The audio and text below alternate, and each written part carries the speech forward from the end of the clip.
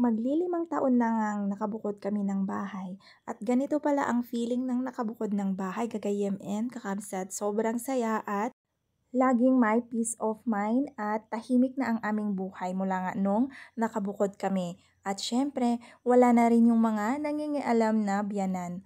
At syempre, kasama na rin dyan yung mga manugang nila na kaparehas ng kanilang.